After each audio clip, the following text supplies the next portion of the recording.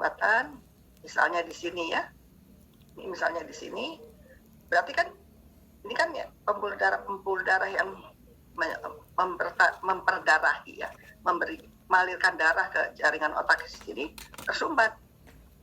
Nah, tersumbat berarti ini kan kalau tidak ada sumbatan ya, jadi dia darahnya mengalir ya, jadi merah-merah ini.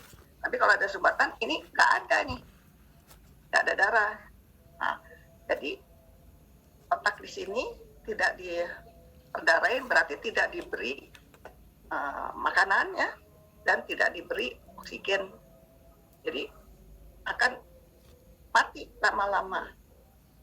Nah, sama juga dengan kalau terjadi, tadi kan saya bilang ada 2 macam kan, terjadi perdarahan atau bahasa ininya rupture, atau bahasa Indonesianya pecah pembuluh darah di sini, yaitu di sini.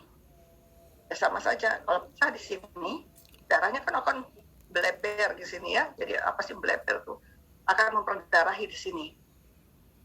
Nah, jadi mengganggu fungsi otak yang di sini, yang diperdarahin ini.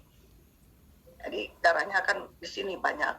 Nah, ini juga akan mempengaruhi fungsi otak, jaringan otak di sini, sel-sel otak yang ada di sini. Jadi juga akan terjadi satu dampaknya terhadap jaringan-jaringan yang lain ya. Kalau terjadi rupture atau perdarahan, atau terjadi blokade atau penyumbatan yang tadi saya bilang ya. Ini yang terbanyak terjadi, 80% penyumbatan. Kalau yang pecah ini 20% ya. Jadi terbanyak karena sumbatan. Nah, stroke itu merupakan suatu keadaan darurat ya. Artinya harus segera, darurat itu artinya harus segera ditangani. Karena sel otak kan, seperti saya tadi bilang tuh, jadi mati ya dalam hitungan menit. Karena tidak ada yang memperdarahin, jadi tidak ada makanan ke situ, tidak ada oksigen ke situ. Jadi dalam hitungan menit itu bisa mati sel-sel otak di situ. Kalau sel-sel otak mati, berarti kan terganggu fungsinya ya. Karena di otak itu kan saraf-saraf ya, tempat berkumpulnya saraf-saraf yang mempersarafi organ-organ tubuh kita. Semua organ tubuh kita pusatnya di otak itu. Nah, jadi organ tubuh kita bukan dikuasai, jadi sama otak kita, pusat dari pergerakan atau fungsi dari semua organ tubuh kita. Jadi kalau ada gangguan di situ, maka akan fungsi dari organ tubuh kita akan terganggu ya. Jadi penanganan yang cepat ini diperlukan ya, maka disebut darurat, karena dapat meminimalkan tingkat kerusakan pada otak kita ya, kemungkinan munculnya komplikasi ya. Jadi supaya jangan terjadi komplikasi. Jadi untuk gejala-gejala, ada tanda-tanda stroke, kita bisa lihat itu dari senyum. Senyumnya tidak simetris. Lihat nih ya. Kalau senyum kan harusnya ini terbuka semua nih. Ini hanya segini yang terbukanya. Sebagian enggak. Jadi kelihatannya mencong ya. Mencong ke satu sisi. Dan biasanya orangnya gampang tersedak ya. Tapi tersedak artinya kalau lagi makan, makanannya kesedak gitu, jadi apa sih, menyumbat ya ke kerongkongan, dan dia sulit menelan air. Jadi tiba-tiba dia persis mau minum, sulit ditelan airnya. Jadi tiba-tiba, ini tanda gejala stroke ya. Jadi kalau melihat orang begini, nah ini udah suatu tanda gejala. Kok senyumnya miring, lagi bicara sama kita, senyumnya atau miring, atau lagi bicara mulutnya jadi miring ya, jadi mencong, tidak simetris. Lalu juga gerak separuh anggota tubuhnya melemah tiba-tiba. Jadi apakah tangannya ya, yang satu lagi mau diangkat jadi lemah ya, atau ini jadi terkulai gitu ya, gerakannya jadi terkulai lemah. Itu kelihatan sekali dari gerakannya jadi lemah. Mengangkat juga cepat terus jatuh lagi. Lalu waktu diajak bicara pelok ya, tahu ya pelok, jadi kata-katanya tidak jelas waktu kita ada ajak bicara, atau tiba-tiba nggak bisa bicara, jadi sama sekali nggak bisa bicara. Jadi ada yang hanya pelok aja, ada yang tiba-tiba nggak bisa bicara, kita nggak ngerti karena pelok itu kan, jadi nggak ngerti dia ngomong apa, tidak nyambung ya sama kita. Nah, ini juga merupakan satu tanda kita harus langsung ingat itu ya. Terus dia merasa kebas atau baal ya, atau kesemutan separuh dari tubuhnya, dia ngerasa aduh kok saya merasa kebas atau baal separuh dari tubuhnya, apakah sebelah kanan atau sebelah kiri tergantung ya, kebanyakan sih di sebelah kiri biasanya ya. Lalu yang tidak kalah pentingnya, pandangannya jadi kabur ya, bisa dua-duanya, bisa satu mata aja. Ini juga terjadi tiba-tiba, jadi dia bilang aduh kok pandangan mata saya jadi kabur ya, jadi kurang jelas melihatnya gitu ya. Lalu sakit kepala yang hebat, ini juga tiba-tiba dia bilang aduh saya sakit kepala, yang belum pernah dia rasakan sebelumnya. Nah, karena sakit kepala ini dia terganggu lah keseimbangannya, jadi dia oyong ya, kalau lagi berdiri dia oyong, dia merasa seperti berputar nih, seperti vertigo ya. Terus jadi sering orangnya jadi bisa jatuh ya.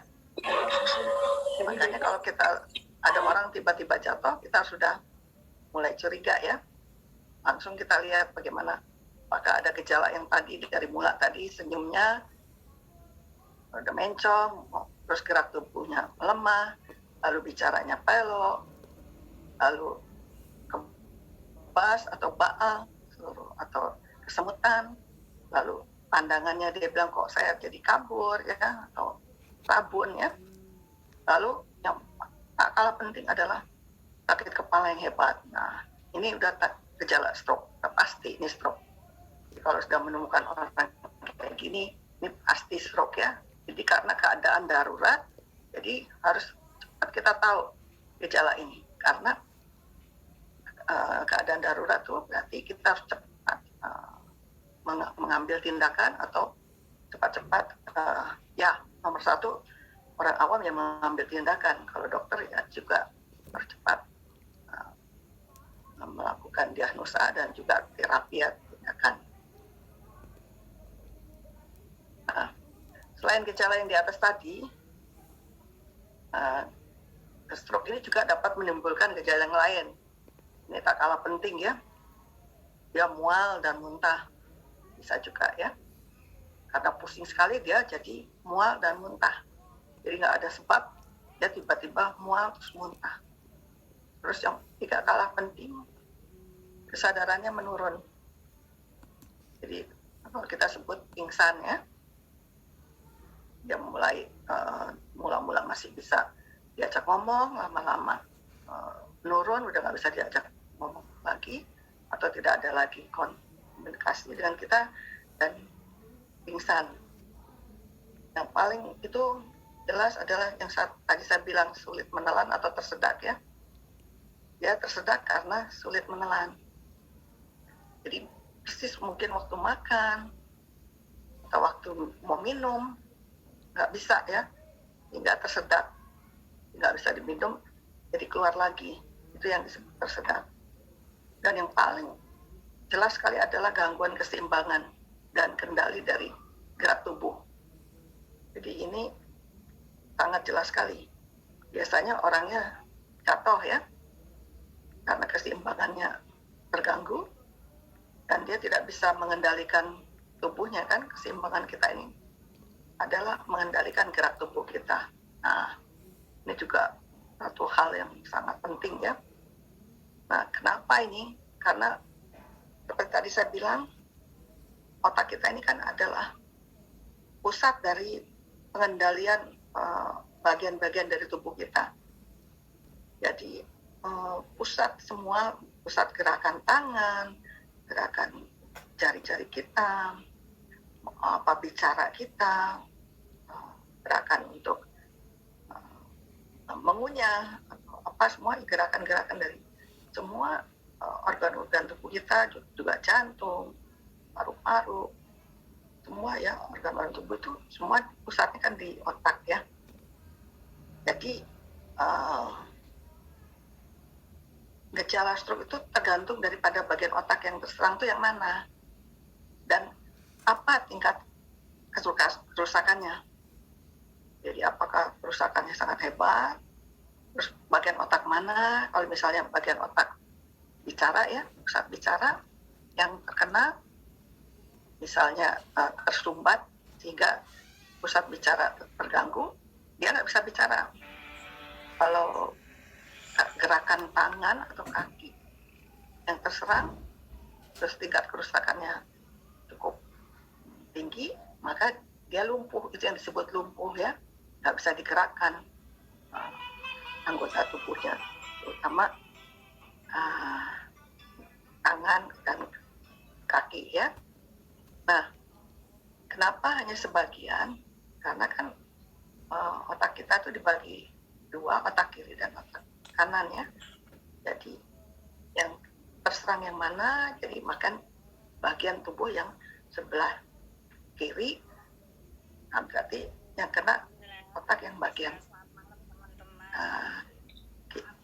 kiri. Kalau yang kena yang tidak bisa digerakkan kanan, maka yang kena adalah otak yang bagian kanan. Nah itu makanya karena dikendalikan oleh otak berbeda-beda, jadi bagian yang rusak juga tergantung dari bagian otak yang terserang ya. Nah, kita perlu juga tahu apa sih penyebab dari stroke ya.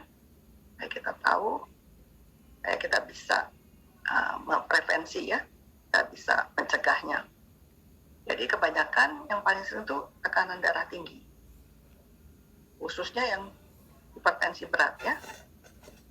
Karena tekanan darah tinggi berarti kan jantung bekerja dengan kencang ya untuk memompahkan darah. Nah, lama-lama jantung juga harus bekerja keras, jadi jantung juga jadi melemah. Nah, ini yang juga terjadi perdarahan, karena kan harus ditekan ya, karena adanya tekanan yang tinggi, jadi pembuluh darahnya jadi pecah karena tekanan darahnya tinggi, dipompa sama jantung dengan kencang sekali. Jadi ini menyebabkan perdarahan. Jadi kalau perdarahan itu karena tekanan darah tinggi ya. Sedangkan kalau kolesterol tinggi, kita tahu kolesterol kalau tinggi dia akan tumpuk di dinding pembuluh darah ya. Kita tahu dulu juga kan. Nah, lama-lama numpuk dia akan menyumbat ya. Kalau udah banyak sekali kolesterolnya, maka akan menyumbat. Nah, ini yang terjadi adalah tadi yang saya bilang stroke yang ischemic, jadi yang adanya sumbatan. Jadi ini karena kolesterol tinggi ya, dan berat badan berlebih. Nah, kita tahu kan berat badan berlebih pasti akhirnya kolesterolnya juga tinggi ya, dan berat badan berlebih kita tahu akan menyebabkan tekanan darah tinggi ya, dan berat badan berlebih akan menyebabkan diabetes ya. Nah, diabetes tipe 2. Nah, ini juga kan hampir sama dengan kolesterol ini.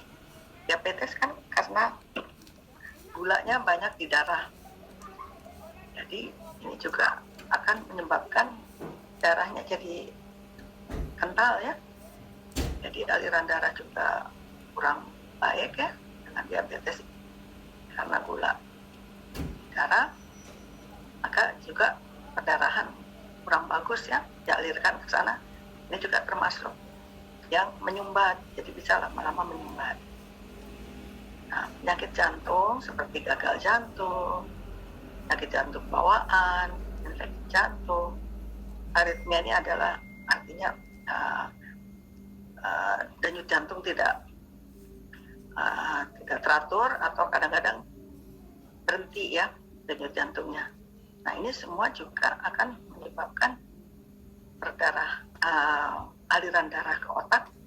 Ini semua menyebabkan aliran darah ke otak tidak lancar. Nah ini juga yang akan menyebabkan stroke karena perdarahan ke otak tidak lancar. Jadi lama-lama terjadi penyumpatannya. Nah, kelainan darah yang meningkatkan kadar trombosit. Trombosit ini juga gampang kalau dia meningkat, dia akan banyak di darah dan dia cepat menempel, saling melekat karena banyak. Nah, ini juga akan menyumbat ya. Jadi akan terjadi stroke sumbatan. Nah, ini penyebab stroke yang paling sering ya. Nah, risiko yang sama juga dapat terjadi ya. Jadi selain tadi itu orang yang kurang berolahraga. Karena kalau kita berolahraga, jantung kita kan kerja dengan baik ya. Jadi denyutannya bagus sehingga ada aliran darah ke seluruh tubuh lancar, bagus. Jadi juga aliran darah ke otak bagus. Jadi kalau kurang berolahraga juga tidak baik ya. Apalagi kalau kita sering duduk, hanya kerjanya duduk aja, tidak ada gerakan, itu juga akan menyebabkan aliran darah tidak lancar ke otak. Ini juga akan menyebabkan stroke ya. Terus konsumsi alkohol, ini juga alkohol ini akan mengganggu ya, dari fungsi dari aliran darah juga. Demikian juga merokok, kita tahu ya, merokok ini nikotinnya akan menumpuk ya, jadi akan terjadi penyumbatan ya. Jadi ini juga risiko yang menyebabkan bisa terjadinya stroke.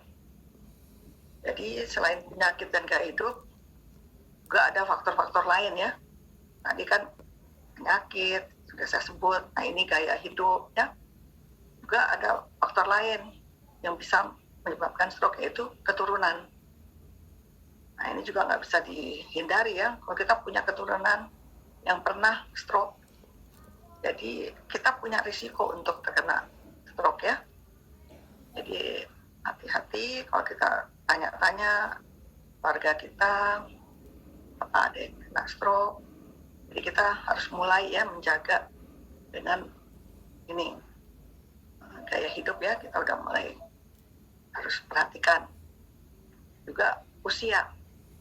Jadi kalau bertambah usia ya jelas ya, bertambah usia maka sel-sel kita terjadi kemunduran ya. Jadi kemunduran atau degenerasi. Jadi tadi saya bilang sel-sel yang mundur juga akan mempengaruhi kerja dari otak kita. Jadi sama aja, apalagi kalau terjadi kemunduran sel-sel di otak kita kalau dengan bertambahnya usia. Nah inilah yang bisa terjadi stroke ya. Selain terjadi pikun, demensia ya, juga bisa terjadi stroke ya, karena terjadi kemunduran dari sel-sel di otak kita. Lalu jenis kelamin, wanita itu mengalami stroke, berisiko mengalami stroke itu lebih daripada pria. Juga stroke kalau pada wanita juga lebih berfatal ya. Ini semua karena wanita itu emosional dan juga perubahan hormon yang ada pada wanita ya.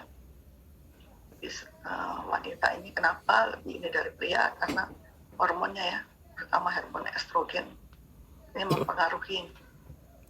juga mempengaruhi aliran darah, terutama juga kalau dia memakai pil KB ya atau terapi hormon karena mengandung estrogen.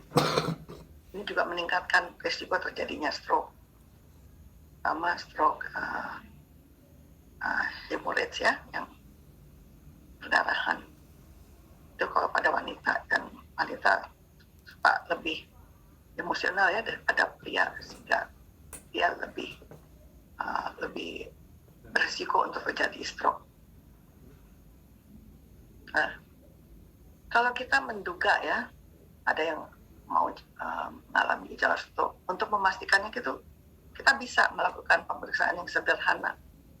Karena tadi kan saya sudah kasih tahu ya apa saja gejalanya kan, yaitu senyumnya tidak simetris ya. Kita minta orang tersebut untuk tersenyum. Jadi misalnya kalau ada orang tiba-tiba, aduh saya pusing, aduh saya, apa dia terjatuh gitu ya, terus bisa berdiri kembali, atau dia bilang kok saya rasanya kebas-kebas, saya dan waktu minum kok tersedak ya, atau makan. Nah, kita bisa melakukan pemeriksaan supaya kita cepat tahu. Coba minta dia tersenyum. Kalau senyumnya tidak simetris, nah itu udah pasti ya. Atau suruh dia angkat kedua tangannya. Tadi kan seperti saya bilang kan sebelah lemah ya tangannya, nggak bisa diangkat. Nah, kalau ini terus lemah ya, terkulai gitu, lemah, tidak bisa diangkat, nah itu juga sudah suatu gejala ya. Terus yang paling mudah juga, coba kita minta dia sebut apa yang kita ucapkan, misalnya kamu ngomong selamat malam gitu, atau ngomong apa aja deh kita yang suruh. Dia udah nggak bisa mengulang kalimat itu. Atau pelok yang tadi, seperti saya katakan gejalanya adalah pelok ya, jadi ucapannya nggak bisa kita mengerti. Nah, ini kalau dia nggak bisa melakukan ini aja, yang 3 ini, wah itu sudah menandakan bahwa dia sedang terkena stroke. Jadi kita harus cepat-cepat membawa ke rumah sakit ya, karena saya bilang tadi stroke ini adalah keadaan darurat, jadi harus segera ditangani. Jadi udah jangan banyak lagi, langsung bawa ke rumah sakit. Karena begitu lebih cepat diobati, lebih cepat ketahuan, maka anunya juga bagus ya, terapinya akan bagus dan cepat tertangani ya. Nah, untuk mendiagnosa stroke, kita harus secepatnya mengadakan penanganan. Nah, ini biasa dokter ya, cepat diadakan penanganan, dilakukan secepat mungkin, terus langsung juga cepat-cepat harus mengadakan diagnosa. Sebagai langkah awal, biasanya dokter akan melakukan tanya jawab dengan pasien atau anggota keluarga pasien. Misalnya dokternya nanya, tadi apa sih gejala alam awalnya, apa muncul gejala apa, misalnya ya, senyumnya itu sudah tidak simetris ya, atau ngomongnya ada pelok, itu seperti tadi yang saya sebutkan. Nah, ini dokter akan tanya ini semuanya ini. Dan terus tadi apakah jatuh tadi, atau apakah muntah atau apa, itu pasti ditanya ya. Lalu jenis obat apa yang sedang dia konsumsi. Misalnya kalau karena dia minum obat darah tinggi, jadi ketahuan kan dia punya hipertensi ya, punya tekanan darah tinggi, jadi untuk dokter udah langsung bisa mendiagnosa. Atau dia mengkonsumsi obat diabetes atau obat-obat jantung, nah itu juga akan ditanyakan oleh dokternya. Terus dia pernah nggak mengalami cedera di bagian kepala, misalnya pernah tabrakan atau pernah jatuh, di mana ada cedera di kepalanya, kita sebut trauma ya, trauma capitis. Jadi ada cedera di bagian kepala. ini juga sangat diperlukan sekali ya untuk diketahui. Terus pasti tanyakan juga riwayat kesehatan pasien dan keluarganya. Misalnya ada nggak yang sakit jantung, terus ada nggak yang TIA ya, transient ischemic attack, artinya tiba-tiba gitu hilang pingsan yang hanya kurang dari 5 menit. Terus ada nggak gejala stroke, ini juga akan ditanyakan oleh dokternya ya. Nah, ini pemeriksaan yang penting nanti sama dokter akan langsung ya, dokter akan memeriksa pemeriksaan fisik, itulah biasa ya, sudah dilakukan secara keseluruhan ya. Jadi refleksnya diperiksa, rasa apakah masih ada rasa sakit, rasa raba, rasa apa ya. Ini semua dokter yang akan melakukan. Nah, jelas sudah ini dokter akan memeriksa laboratorium ya. Laboratorium yaitu darah ya, kencing, untuk tahu apakah dia ada sakit diabetes, dan tadi di pemeriksaan fisik tekanan darah akan pasti diperiksa ya teman dokternya. Sudah ketahuan apakah ada hipertensi atau tidak, biasanya pasti ada ya. Lalu CT scan otak, ini perlu sekali untuk tahu keadaan otaknya yang rusak itu yang mana, supaya tahu ya, apakah juga untuk mengetahui apakah ini sumbatan, stroke yang karena sumbatan atau stroke karena perdarahan. Ini perlu sekali diketahui untuk nantinya dokternya memberikan pengobatan yang sesuai. Ya, kita tahu MRI otak ya, ini lebih detail lagi, tahu di mana bagian otak yang rusak ya, atau di mana bagian otak yang diperdarahin. Dan ini penting untuk nanti melakukan terapi ya si dokter. Lalu EKG, elektrokardiogram, ini memeriksa jantung ya, karena kita tahu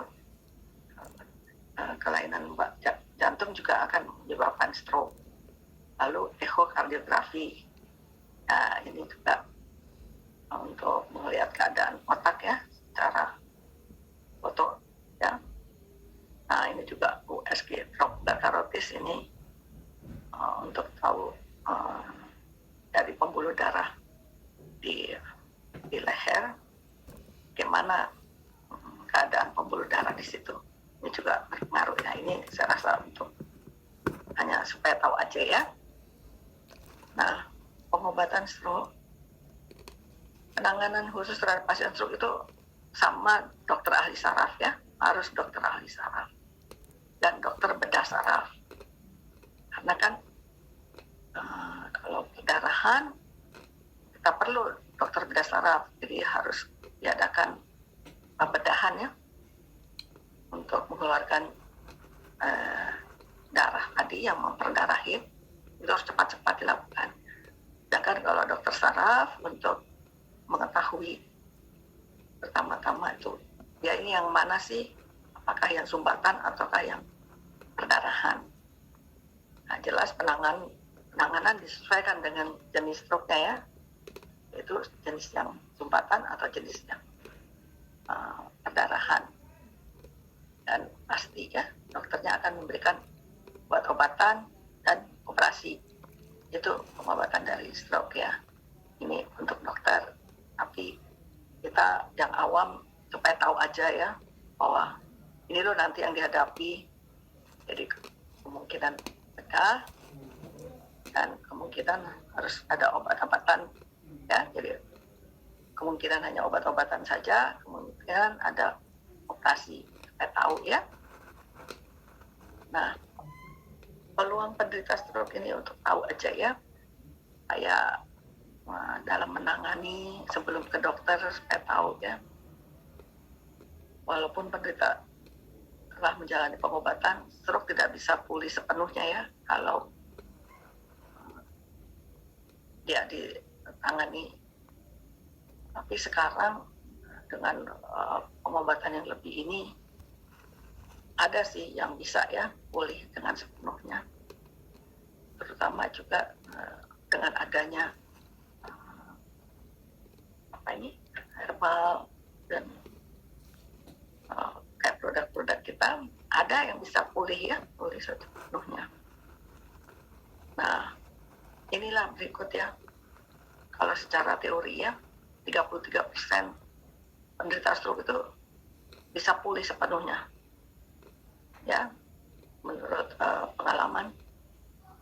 Tapi harus dijalani, didukung dengan menjalani hidup secara normal ya.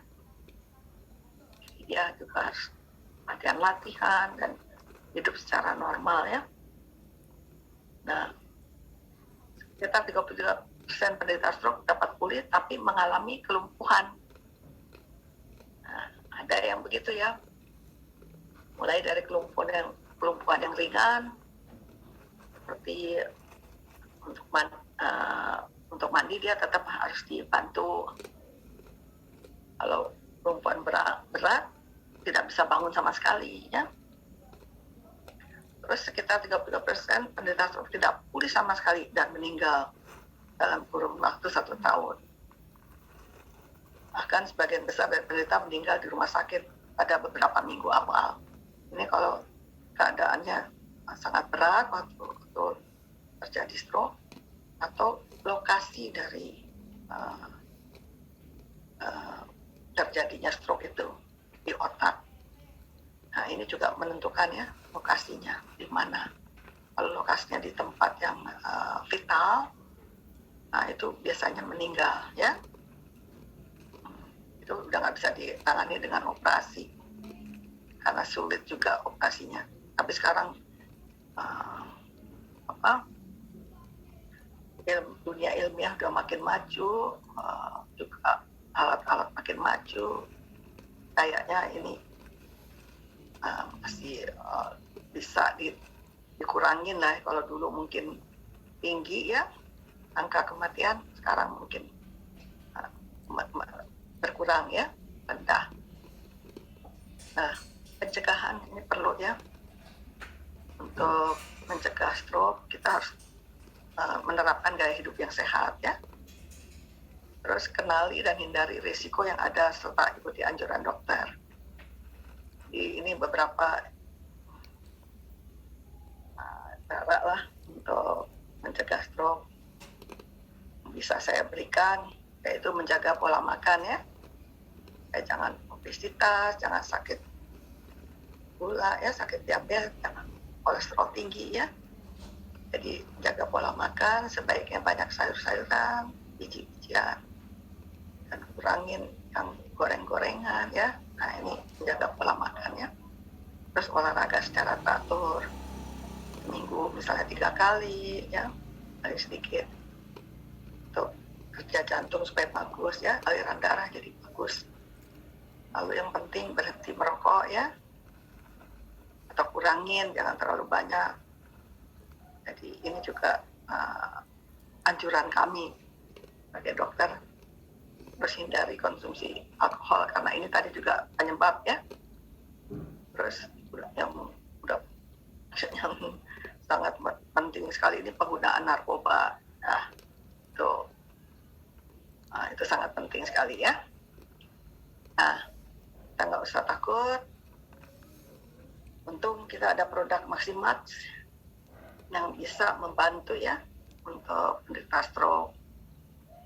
Jadi karena tadi kan hiperkolesterol dan hipertensi ya, yang juga penyebab dari ini, maka produk kita untuk ini mengatasi ini Maxibus. Dia menurunkan kolesterol karena ada di matcha ya dan di kopi itu ada untuk menurunkan kolesterol. Di Maxibio dia menurunkan tekanan darah. Jadi hipertensinya ini diturunkan oleh peptin dan vitamin C. Jadi supaya tahu ya, Maxibio dan Maxibus ini untuk hiperkolesterol dan hipertensi. Supaya kita tahu ya. Nah, kalau berat badan yang berlebih sama diabetes, nah kita tahu di Maxibus ada ginseng, ya, ada cordyceps, ada kopi. Itu juga menurunkan gula darah. Lalu kalau di Maxibio-nya, di red bead-nya ya, dan di Maxibio red bead ini juga menurunkan tekanan darah, berat badan. Jadi kita beruntung ya, produk kita ini ada yang bisa dipakai untuk mencegah lah ya, atau membantu orang-orang yang stroke, atau untuk mencegah supaya jangan terjadi stroke ya, bisa juga. Jadi supaya jangan terjadi penyakit diabetes, Maxibio dengan karena ada red bead-nya. Sedangkan di Maxslim-nya menurunkan berat badan udah jelas ya, yang mencegah rasa lapar. Ini ada di Garcinia cambogia ya, di prebiotik ya untuk pencernaan, di oat-nya, di buah-buahan dan sayur, di Maxslim ya, ini untuk menurunkan berat badan. Sedangkan untuk mengatasi diabetes ini Garcinia cambogia yang ada di Maxslim, di Psyllium Husk, oat, buah-buahan dan sayuran, sama prebiotik. Ini mengatasi diabetes ya. Jadi perlu nih Maxslim nih ya untuk mencegah stroke. Nah, untuk penyakit jantung juga supaya mencegah stroke, di Maxibus ada, yaitu di cordyceps-nya. Maxibus kan mengandung cordyceps ya. Ini menurunkan risiko penyakit jantung koroner. Sedangkan di Maxslim ini mencegah penyakit jantung dan hipertensi. Di Maxslim ini ada Garcinia cambogia, oat, buah dan sayuran, dan L-carnitin. Ini mencegah penyakit jantung dan hipertensi. Nah, tapi kita tetap harus hati-hati ya penggunaan Maxibus untuk hipertensi dan penyakit jantungnya. Jadi kalau bisa selalu saya anjurkan untuk di backup dengan Maxibio dan Maxslim ya, karena ginseng itu dan cordyceps bisa menyebabkan tekanan darahnya meningkat ya. Jadi sebaiknya dikasih Maxibus.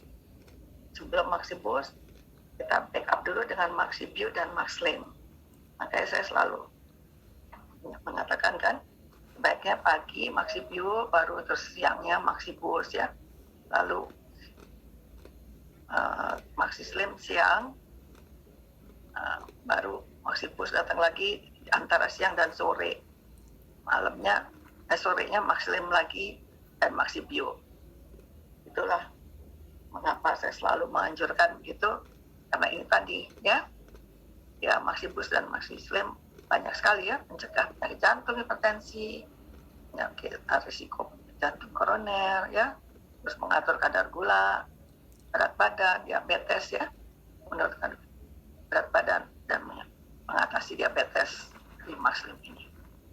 Demikianlah keterangan saya malam hari ini mengenai stroke dan mengenai produk kita, supaya lebih jelas ya. Jadi kita tahu kenapa saya selalu menganjurkan untuk tiga-tiganya ini diberikan.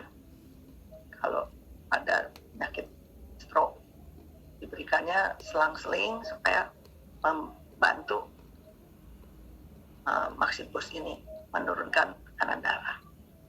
Demikianlah keterangan saya malam ini. Terima kasih, salam sehat. Saya silahkan kembali, saya serahkan kepada MC kita.